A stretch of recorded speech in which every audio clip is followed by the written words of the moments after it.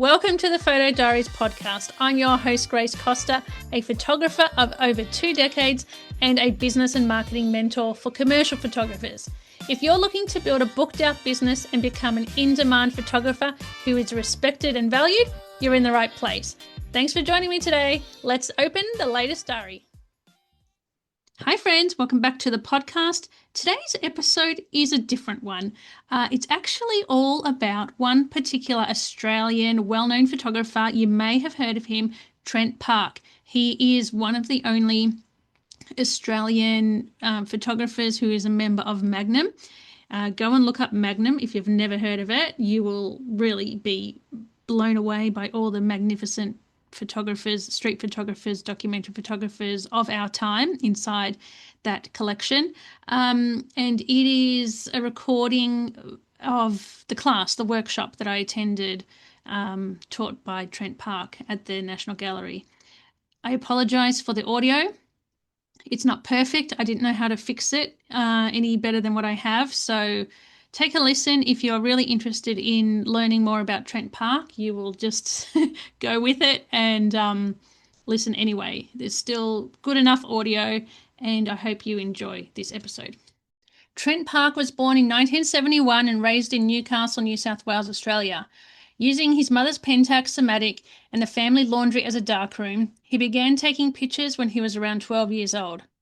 He began his career as a press photojournalist. In 2007, he became the first Australian to become a full member of Magnum Photos. Parke is one of the most innovative photographers of our generation. He is known for his poetic, often darkly humorous photography, which offers an emotional and psychological portrait of his home, Australia. From the southern outback to its busy beaches, through Rooted in Documentary, his work sits between fiction and reality, exploring themes of identity, place, and family life. Parke's work has been exhibited widely and is held in major institution collections, including the National Gallery of Australia, Museum of Contemporary Art Australia, National Gallery of Victoria, and the Art Gallery of New South Wales, and the Art Gallery of South Australia. Today, I had the privilege of meeting Trent Parke. Trent Parke is obviously a very well-renowned street photographer, documentary photographer, storyteller, an avid art bookmaker. And today at the National Gallery of Australia, they put on a workshop for educators. Most people there were from schools, so they were all teachers. But some of us were bold enough to attend anyway. Obviously, I'm not a teacher for an institution. Well, maybe you could call Photo Access an institution. That kind of counts. So I went along knowing that this would be my opportunity to meet one of the great Australian storytellers in Australia, Trent Parke. And I thought, I'm not going to miss this opportunity. So I went along not really knowing what to expect. I have recently seen Trent's exhibition, The Christmas Tree Bucket, on show now at the National Gallery of Australia, and it's documenting his family life at Christmas time. The images are raw, the images are stark. He's used on-camera direct, 100% power flash. They're surprising, they're funny, they're relatable, they're everyday life. And I've got to know Trent Parke over the years because, I've been a photographer a very long time. I get to know who's who and all the big names. So I've been following him for a while, and seeing his recent exhibition inspired me at the time and reminded me to tell more stories of my everyday life. I've totally forgotten to do that because I've become a commercial photographer. Every week it's all about serving clients. It's all about delivering client briefs and doing the work that I'm paid to do without thinking twice.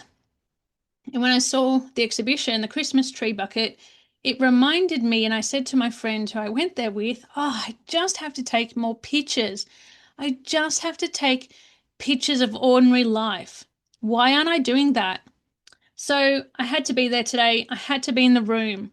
And no matter what it was about, I just had to meet him and I had to learn anything I could.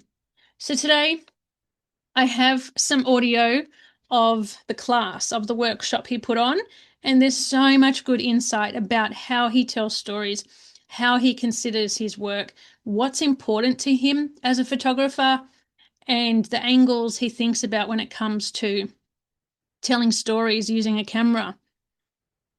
He said the camera is not a tool, it's a way of life. It feels like he's with a camera every single moment.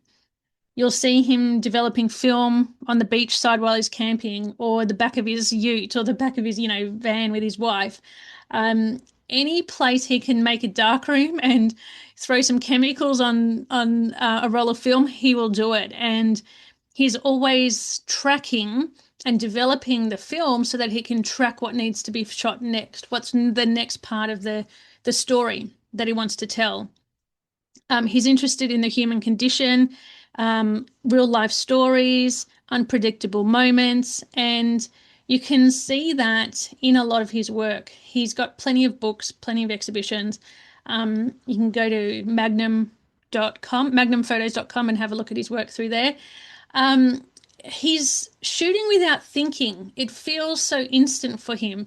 It feels like he's just chasing the light. He's looking for the light, but he's also looking for the moment. And I feel like he's doing that so fast and not considering, like commercial photographers like myself, I've always found it hard to be a snapshot kind of photographer. I'm always considering what's in the frame, what's out of the frame. I'm composing, I'm framing, I'm designing every single shot because I'm trained commercially, and sometimes it's really hard to break that pattern. And that's why I'm so attracted to his work, because it's loose, it's fast, it's not so well designed sometimes. But then the more you look at it, it feels like painting. He's painting with light. He's sort of exploring the scene. He's being so sharp and instant with his flash or with his shutter. They're not perfectly composed. They're not always using the rule of thirds. In fact, I'd probably recrop some of his images if they were to be used for commercial use, but he's not there. He's not in that space. He's not designing his images like that. Some of his work can be confronting. Some of it can feel like it's so amateur. How can that be posted online, or how can that be in an exhibition? It's not even well exposed, or it's not well framed. But when you understand the way he works, it makes sense why his style is this way. So this workshop today was about storytelling and about putting a book together. And this is the first book workshop I've attended. I've attended other book-related classes, but not ones where you can make it yourself. So he went through some of his work. He talked about storylines. He talked about curating work, and he will sit with images for years, sometimes 5, 10 years before he puts the collection together, before he even shows it in a book, before it's even in an exhibition. He goes back to old works, and he said it's really important to live with the work. So for him, that looks like posting them up on a wall near his bed. So he sleeps with them. He wakes up and looks at them again, and he reanalyzes them. I can totally relate to this when I was putting together my second exhibition. It was a major show, the horse one. And I would just post the pictures around my desk, around my workplace, and just look at them, study them. Was there anything I could improve? What do they look like as a collection? What's the weakest link? The more you look at it, the more these answers come about.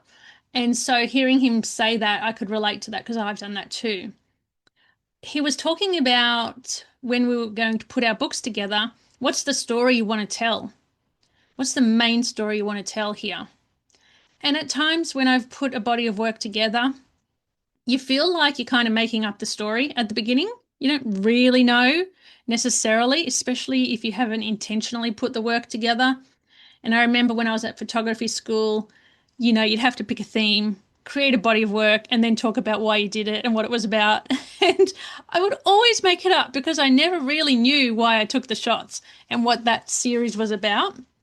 So it's okay to make it up at first, and then you can refine things. You look at the collection, you're looking for pairs. He was mentioning bundle them and group them together group like-minded images together. So if you see a color selection that would work together, if you see the theme, maybe they're all portraits, put them together. Maybe they're all, backyard shots of clothing, put all them together, or they're all people-related stuff, put them together. And then from there, continue to evolve the series and then think about, all right, what themes are here? What am I really trying to say? Okay, if I look at the series objectively, okay, it looks like I'm trying to talk about backyard life or whatever it is. And that's an interesting way to go about putting together a storyline. We did some book layouts and we did a concertina book. And I've always been fascinated by these concertina books that are handmade. He showed us exactly how they're made. Super simple. We can all DIY. So today, I want you to listen to this audio from the workshop. Trent has given me permission to share it on my podcast, so I'm really grateful for that. And I hope you listening will feel inspired to tell more stories for fun. And I know a lot of you are commercial photographers. We're all earning a living from photography. And often I hear photographers say they resent not being able to take their own creative work. And I totally get that. I've been through that many times. But this will inspire you to start photographing things in your everyday life. He says, photograph what's in front of you. And for me, what was in front of me was horses back then. For me now, what's in front of me is my little girl and my family life, my husband, me and my girl, and just those everyday moments. So I'm inspired by him today to just shoot nothing special, but my everyday life for the sake of documenting my everyday life. As simple as that. It doesn't have to have an end destination. It might have an end destination down the track, but right now it just needs to be shot. It just needs to be done. It might be used for my daughter later on as an archive of her life, the things she touched, the things she played with, the things she ate. Trent photographed all sorts of random shit that you'd go, oh, why the hell did he take a photograph of that? And now it's in the National Gallery. Like there's a photo of a saucepan full of frankfurts as part of this Christmas tree series. And I was like, what? That doesn't make sense. But it does make sense in the storyline. It's part of the story. It's the frankfurts must have been on the frying pan, on the stovetop on Christmas Day. That's the food they ate, or whatever it is. So don't limit ourselves. Grab the camera, take some shots. Don't take it too seriously. Enjoy this episode with Trent Parke, live at the National Gallery of Australia. And that camera has never been out of my hands since. I've been photographing since I was 12 years old, relentlessly. And so I got 100% in photography at school because I ended up teaching the woodwork teacher how to develop film because suddenly photography was an option. And I was been doing it for so long at that point. Which was good because I was really bad at maths. And as soon as I found photography, I think I went from, what was it, 30 out of 80 in the school for maths. I found photography, the next year I was 99 or 80 out of 80, the last position. As soon as I found photography, that was it. That was all that happened. Everything else went out the window. I knew I found what I was going to do for the rest of my life. So life and death, light and shadow. This is sort of like space and time, memory, chance and coincidence. These are the things that have continually shaped my life and my work. No matter what body of work I make, these themes always continue to re-emerge and continue to come into the work. And that's how I like to shoot. I shoot in a way that is open. I approach everything open so that you're enabled to have all possibilities and take a project in any way that it might go. Usually life events will shape the way that the project develops. Sorry, Trent. Is that right? It's lagging a bit. Let's do our best. So the micro that's what, again, important things that always seem to be done. I'm interested in the small, the very, very, very tiny, and making connections between the very large, and putting them together. I started off applying for a job at the Newcastle Herald as a cadet. I failed 3 times in getting that chance, and then my dad just kept telling me to put in another application, put it in. Eventually I went in there, I got an interview and they said, yep, you got the job. I left after 6 months and went and played cricket. Because cricket and photography were sort of marrying up at the time.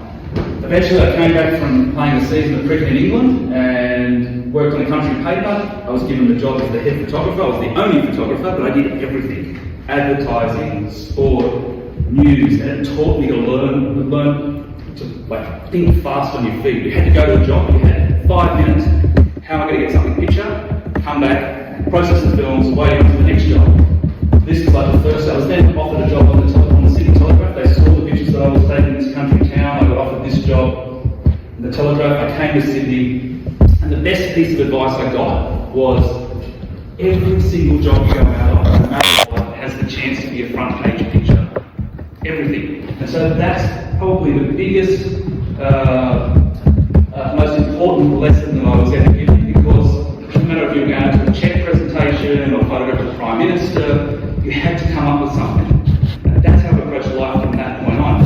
When I left the papers eventually in 2000, it's the same philosophy as when I walk down the street or I'm looking to make my own work. I think it can be so small, whatever that small is, how do I turn that ordinary object there into a front page picture? For me, my own newspaper, my own way of working. So the first question I ask myself as well when I start any project, and this is the most important one, especially when we're making books and we're sequencing work, what story do I want to tell? What am I trying to get to the people who are going to look at this work? What do I want to say? And so often I get stuck. Halfway through a project, I'll get, I might be years into it, that you suddenly become stuck. I go back to this. What story do I want to tell? Suddenly it opens it back up again. How often does the story change as you build the book? Always, the entire time. And that's what everything is important. Once I'm in the zone, once you get the story, once you know the narrative, once you get you've got that straight line, everything comes in a rush. So when I start a project and I go out and say, I've just started this new project, what am I going to do? I'm going to photograph on the street. I'll shoot, let's say, 3 months. I won't even think about it. I shoot everything. I process it all. I put it up on my bedroom, on the wall, on big pieces of foam core, print them out as little office work printers you've got there on the table, and just put everything up. And it's amazing. I'm very interested in the subconscious and what you're drawn to. And generally that comes from the formative years of your childhood, when you were younger, and all those things that you were exposed to. For me, they've stayed with me all my life. So you put them all up, and then suddenly you start making connections. And you realise that you've been drawn to photograph this thing, one thing here over and over, but you didn't actually really mean to do it. So you hone and you get tighter and tighter and tighter, and then you start to focus on that thing until it sort of then reveals something, or it brings you back to the main stem and off you go on a different tangent. This was the Black Rose exhibition, which was 7 years' work that was at the Art Gallery of South Australia. It was 12 rooms, the whole entire ground floor. This was the last the last room that you came to. They were hundreds and hundreds of negatives all hanging like trees, like branches from trees. It was the Black Rose was about the sort of tree of life. These are all my memories, all my moments, everything that I've photographed over my life, all hanging. So people could pick them up and look at the negatives as you went through the space. This was the final sort of room. So these are all the stories that I've been telling for years. So question everything. That's the other thing. I try and keep open. I question everything. Everything has a possibility of changing my story that I'm making. I see myself working as much as a scientist making works in photography and life. I'm always just trying to find the answers. I use the camera as it's a tool to make discoveries. So one idea leads to the next. This is is how the crimson line book started. I became interested in these cochineal insects. This is the crimson line here, and I'll talk about that a bit later. These are the insects, these little tiny drawings, but then when they're paired with big landscapes, industrial landscapes, it tells a story, a different story. But I couldn't find them, and then these cochineal, I didn't think they were in Adelaide, and then one day I found them halfway through the project after I got stuck. They were on my very veranda out the front on the prickly pear cactus, but they were so small that I couldn't see them. I was looking for something bigger. I had to look closer and closer at the world to find it. And then there's the insect in the industry. See the shape of the eyes and the horns, the same shape that we just had of the insect under the microscope. Always looking for those relationships. And then the human species. This is what I'm interested in the human condition. I'm always looking for the human race, us, under the microscope.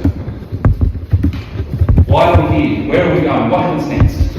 They're the big questions. They're the big questions that never be answered, but they're the ones that I'm still trying to find. And that's how I use photography in a way of trying to find those. So I jumped on the jet. It took me 4 months to get this picture. It's a candid picture. It's not set up.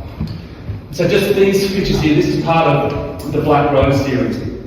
7 years. I started off with a single line. I'm not a writer. I'm not a writer. I don't write stuff usually. I wrote this one line to a group of Magnum photographers about doing a book on home. Little did I know that one line would then lead to 7 years, 14 books, 7 years work, and then, as I said, the Art Gallery of South Australia. But during that time, I found that my mum was really interested in tarot, and that she had potentially, from one of her friends, I found out, predicted her own fate. So I started my own fortune inquisitions into it. And I took dirt from the garden, like tea leaves, and swirled in a cup, swirled them around a board on the big tree that's in our backyard, and made these dirt swirls. And this, whenever they formed a shape, I'd photograph it. And then for the next year, I then recorded everything that happened. And I matched them with those stories, with those photographs. This is Mum's mirror, the dust on Mum's mirror, on the back of her mirror. These are the cards. But at the same time, I was working on the street, shooting these time exposures in Adelaide of people on street crossings.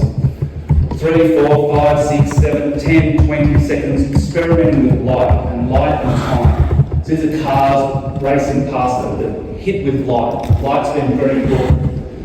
And after looking at these dirt swirls and looking at these pictures underneath on the light box, I realised, because I was making that parallel project, that suddenly it became clear that I needed to blow these images right up, that they were my dirt swirls. So this series became The Camera is God.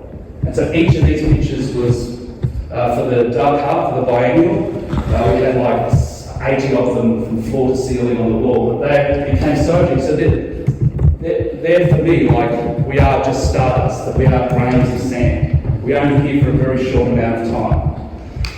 But it came from this other idea of putting just sand on a piece of paper and swirling it around.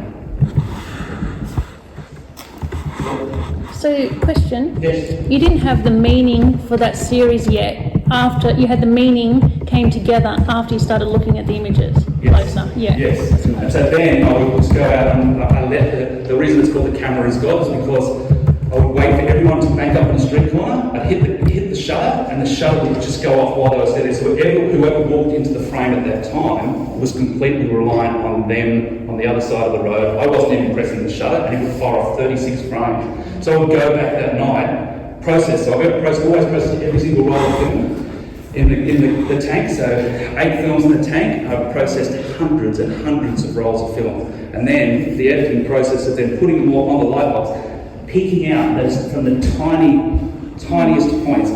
And so I'm not all about film either. Digital has allowed me to get to places that film never could. I always thought, why didn't I make this series before? It seems simple to me. But the advert of darkroom, you could never get an enlarger. If I was to put it it'd have to be on a rail track enlarger, and I'd be back here on the track, and the projection would be on the wall to blow that tiny 35mm negative up into something so massive.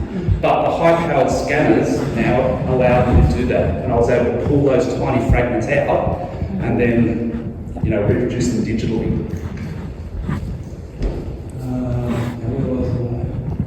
light turns the ordinary into natural. So that's been my thing. Light has been my focus of my whole life. Always exploring and trying to find ways of using light. If I want to make if I'm looking to say, how do I make that into a front page picture, something very ordinary, as soon as you add light, from a low angle, from a high angle, from behind, it changes everything. It turns the ordinary into the surreal. So I'm always looking to use light. Sounds a lot like Olive Cotton. To her exhibition, she was all about light as well. Yeah, I think from Australians in general, it's hard to ignore it. If the light is blinding. I remember getting off I was at a Magnum meeting and one of the photographers, Donovan Wilde, he said to me, I don't get your pictures. I don't understand them. I just don't get them. And then he came to Australia for Fremantle for a workshop with me, with a few of us, and he got out of the plane, exactly like that, he opened the plane door, and he came to me that day and he just went, shook me hand, he said, I understand your pictures. Just purely because the light is so different. He comes from the UK. The light is very beautiful. Ireland, everything he shoots is cloud. There's no blue sky, it's all softbox cloud. We get great contrast because the sun is different. Exactly. People love you when you say that. Yeah. It's true. No, it is. It's 100%. Until they experience it and come here, they go, the light is so blindingly bright compared to so many places. And so this tiny little patch of this blind woman, these people walking past, this decisive moment of them, just in that patch of thousands, hundreds of a second, there's that little thing that you know, there's linking of hands. These are the sorts of things that I'm always looking for, unrepeatable moments that can't be captured again in this bus going on the street.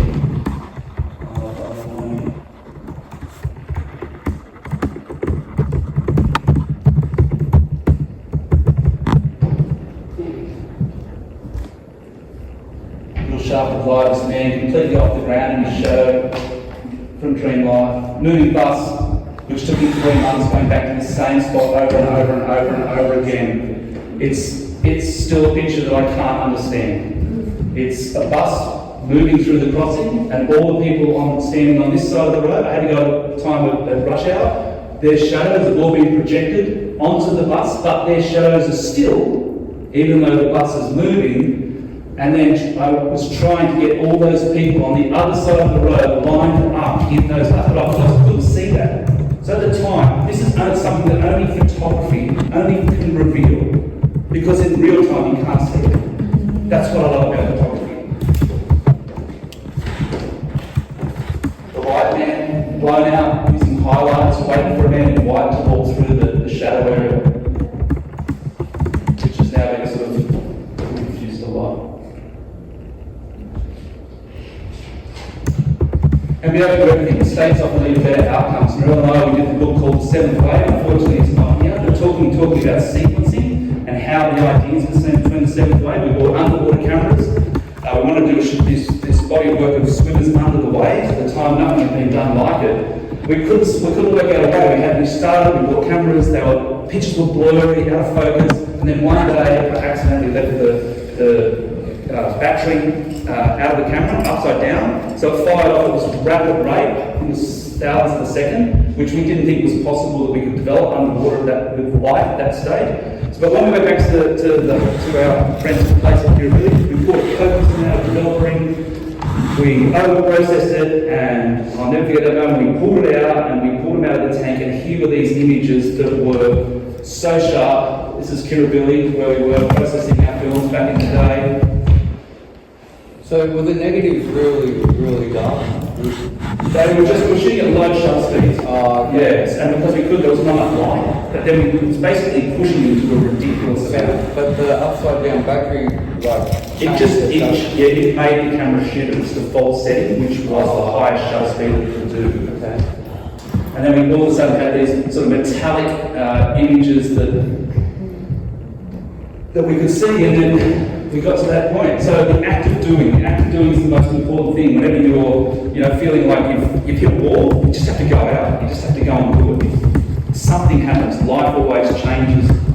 You're presented with something. If you're still open, you think you've said it all, and then bang, something can happen that just changes everything in the way that you're actually thinking about your book or your project.